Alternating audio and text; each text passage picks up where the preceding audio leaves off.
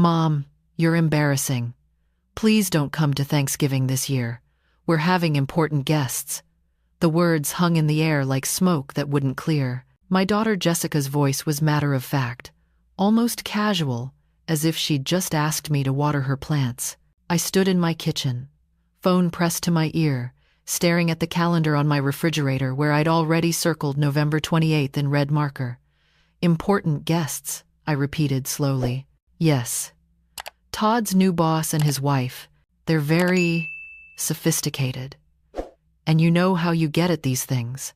"How I get?" "You tell those long stories about Dad. You laugh too loud. Last year you wore that awful Christmas sweater even though it wasn't Christmas."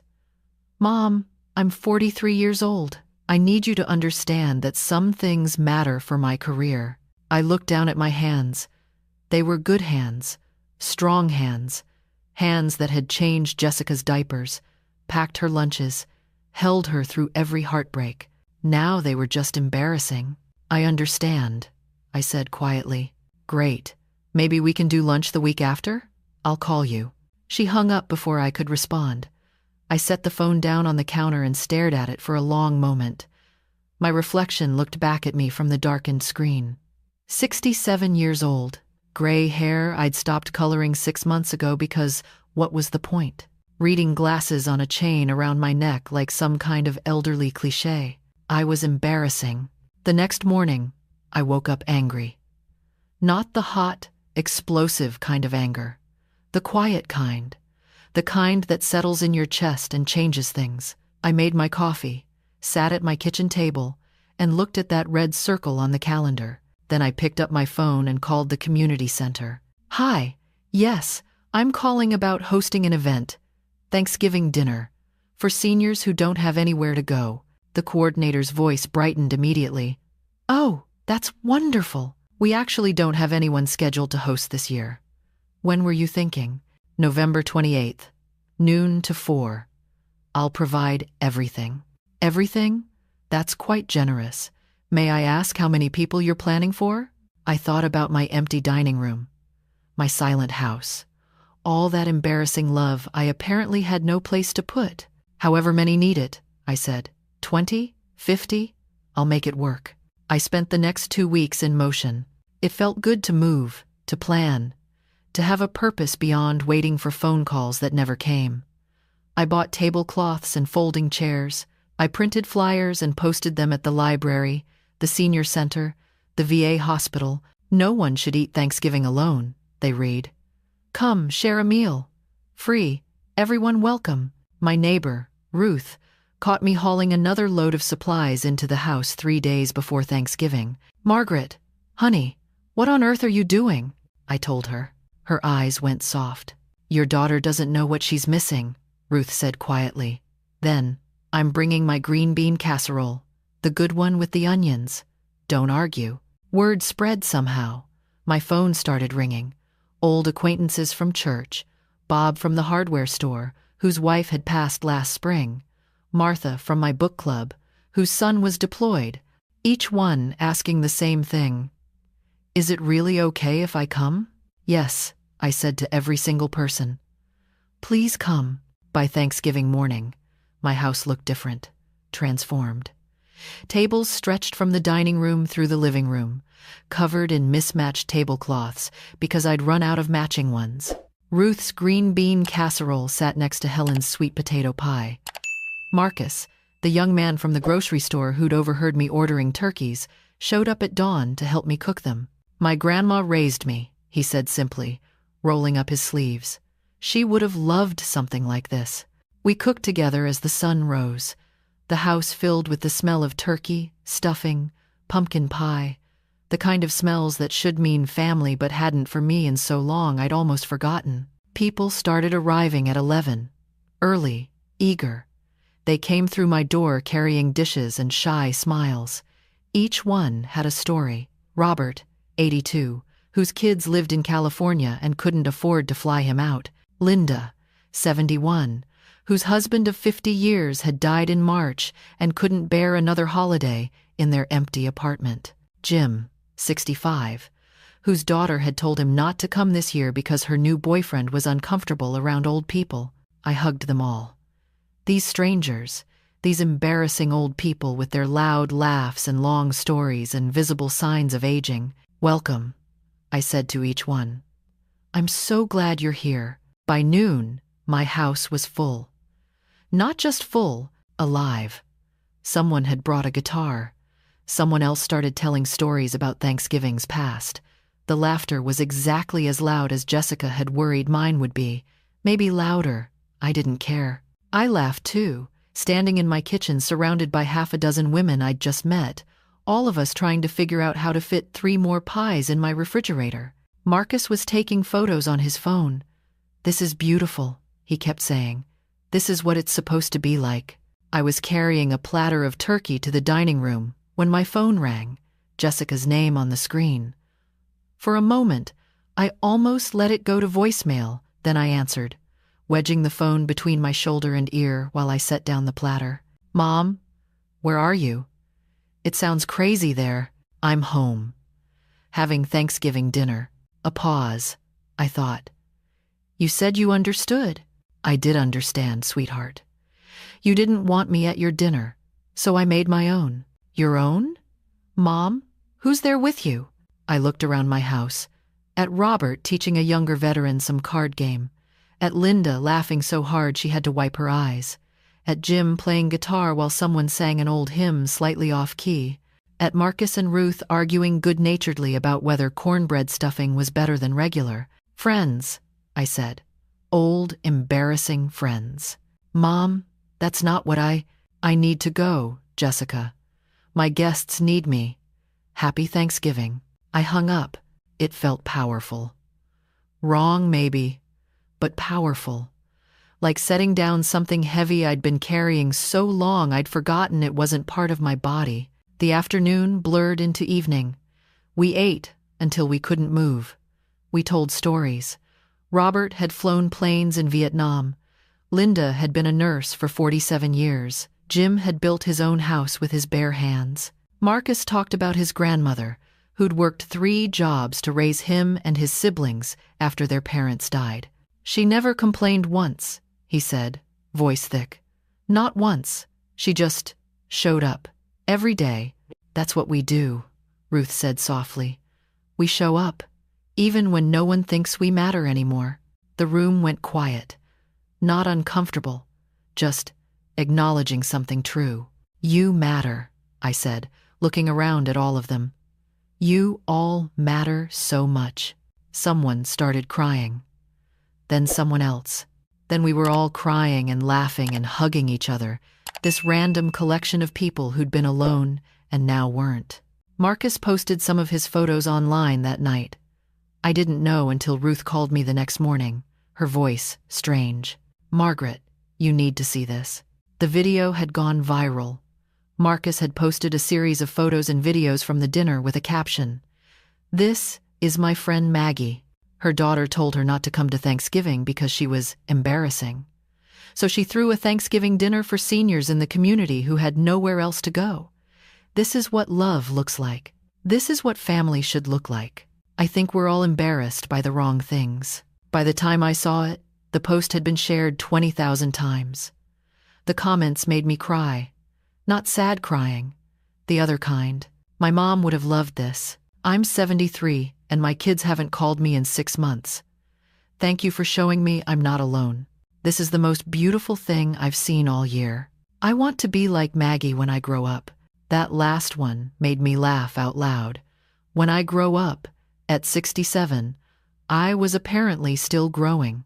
Jessica called that afternoon. I almost didn't answer. But something in me, that old muscle memory of being a mother, made me pick up. Mom. Her voice was strange. I saw the video. 40 million people saw the video. Mom. 40 million. My boss saw it.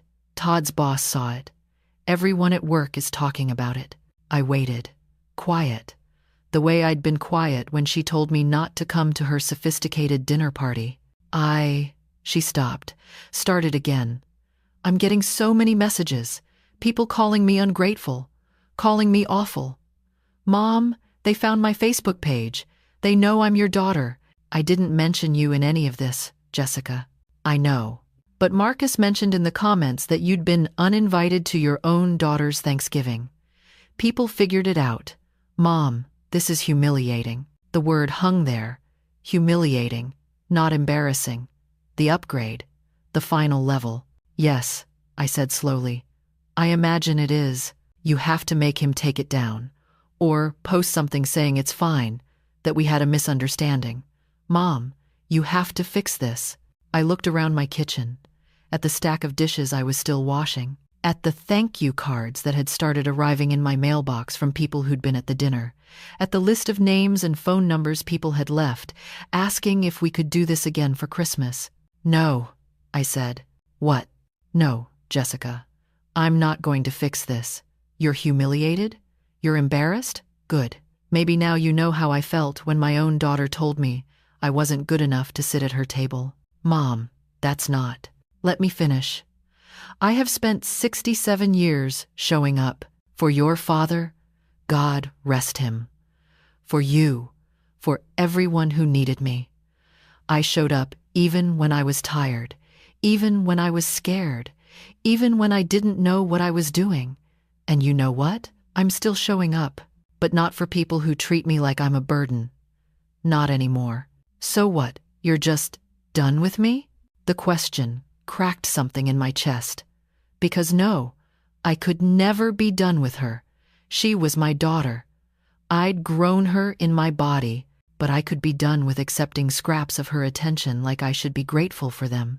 I'm done being embarrassing, I said quietly. I'm done being quiet when people make me feel small. I'm done apologizing for taking up space in the world. But I'm not done with you, sweetheart. I'm your mother. That doesn't change. What changes is how you treat me. If you want me in your life, really in your life, I'm here. But I won't be hidden away anymore. I won't be the secret you're ashamed of. Silence on the other end. I could hear her breathing, shaky, like she was crying. I didn't mean for it to be like that, she whispered finally. I know. But it was, and now you get to decide what happens next. I've made my choice. I'm choosing people who choose me. People who want me around, loud laugh and old stories and all. If you want to be one of those people, I would love that. But it has to be different, Jessica. It has to be real. More silence. Then, can I think about it? Of course. Take all the time you need. I'll be here. I hung up, feeling lighter and heavier at the same time. Lighter because I'd said what needed saying. Heavier because saying true things to people you love is never easy, even when it's necessary. The phone rang again almost immediately. Unknown number. I almost didn't answer, but something made me pick up. Is this Margaret Cooper, the Thanksgiving lady? Yes? This is Stephanie Chen from Good Morning America. We'd love to have you on the show to talk about what you did. Would you be interested? I looked at myself in the mirror hanging by my front door.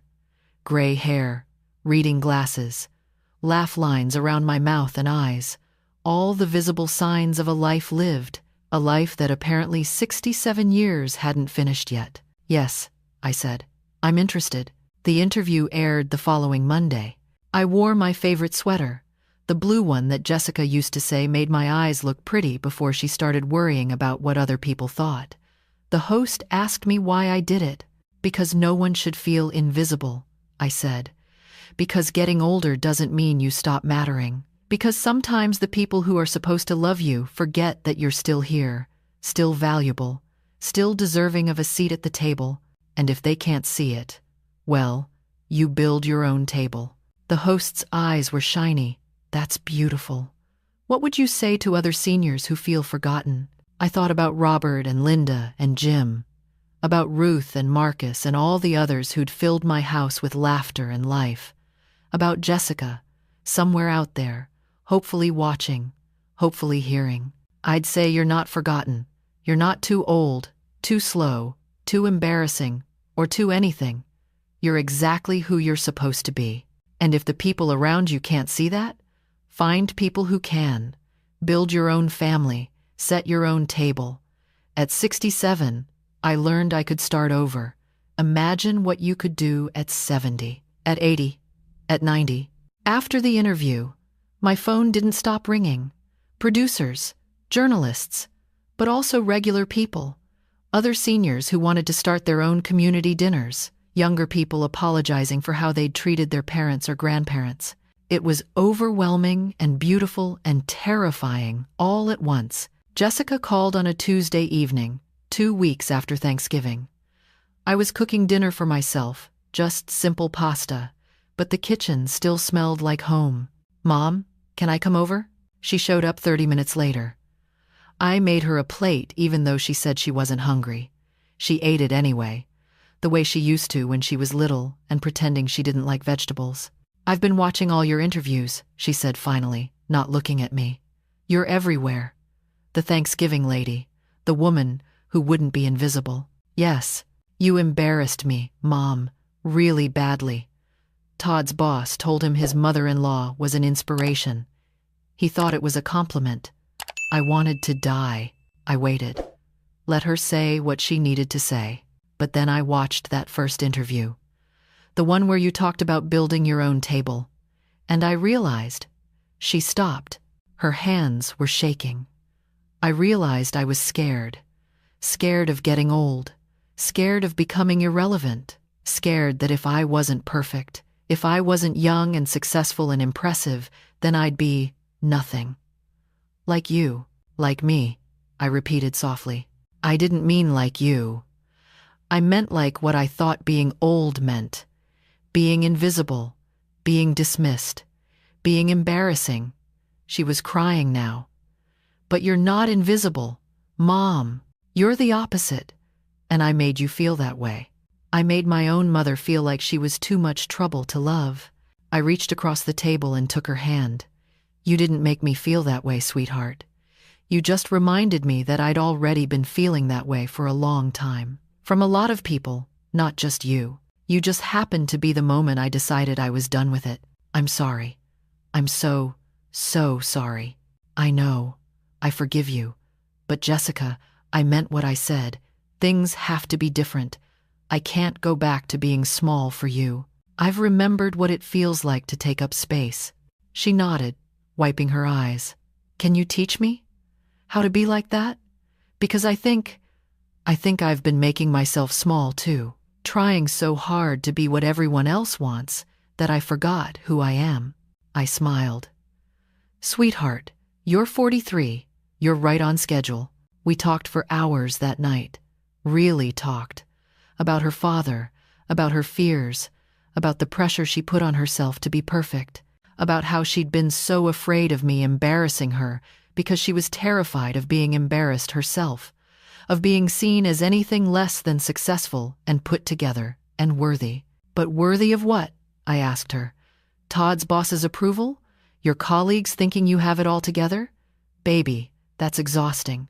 I know because I did it for decades. I tried so hard to be the perfect wife, the perfect mother, the perfect widow after your father died. And you know what? Nobody noticed. Not really. The only person who cared that much was me. So what do I do instead? You show up as yourself. Messy, imperfect, gloriously yourself. You tell loud stories and laugh too hard and wear whatever makes you happy. You let people in. You let them see the real you, not the performance. And yes, some people won't like it, but the right people will love you for it." She stayed until midnight. When she left, she hugged me at the door for a long time. "Thank you for not giving up on me," she whispered. "Never," I said. "You're my daughter. But I'm not giving up on me either. Not anymore." Christmas, she hosted dinner. Not for Todd's boss, for me, for Ruth, for Robert and Linda, and Jim, and Marcus, and anyone else from our Thanksgiving who wanted to come. It was chaos. It was loud. There were too many people and not enough chairs, and somebody spilled wine on her white carpet. It was perfect. I watched my daughter that night, really watched her. She was laughing at one of Jim's terrible jokes. Her hair was coming out of its careful style. There was cranberry sauce on her expensive blouse. She looked young and free and happy in a way I hadn't seen in years. "Mom," she said later, helping me with my coat, "next year, can we do Thanksgiving at your place again? I want to help. I want to be part of it." "Of course. Everyone's welcome at my table," she smiled. "Even me? Even when I'm embarrassing?" I pulled her close. "Especially then. It's been 6 months since that Thanksgiving. I'm still hosting community dinners, once a month now. The story died down eventually, the way viral things do, but the friendships didn't. Neither did the lesson. I'm 67 years old. I have gray hair and reading glasses on a chain and laugh lines that could tell you stories. I take up space. I laugh loud. I tell long stories about my late husband and my daughter and my life. I am, by some standards, embarrassing. I am also more alive than I've been in years. Last week, a young woman came to one of my dinners. She was maybe 30, new to the area, didn't know anyone. She looked lost. I sat next to her, and we talked for 2 hours. At the end, she hugged me. "My grandmother used to host dinners like this," she said, crying a little. "She died last year. Being here, it felt like being with her again." "Tell me about her," I said. So she did. She told me all about this embarrassing old woman who laughed too loud and told long stories and loved too hard and left too soon. She told me like it was a gift, which it was. After everyone left, I stood in my kitchen, washing dishes in the quiet, and thought about that woman's grandmother. About all the grandmothers and mothers and aunts and friends who'd been told they were too old, too embarrassing, too much, who'd made themselves smaller and smaller until they disappeared entirely. Not me. Not anymore. I'm building tables. I'm taking up space. I'm being exactly as embarrassing as I want to be. And at 67, I'm just getting started.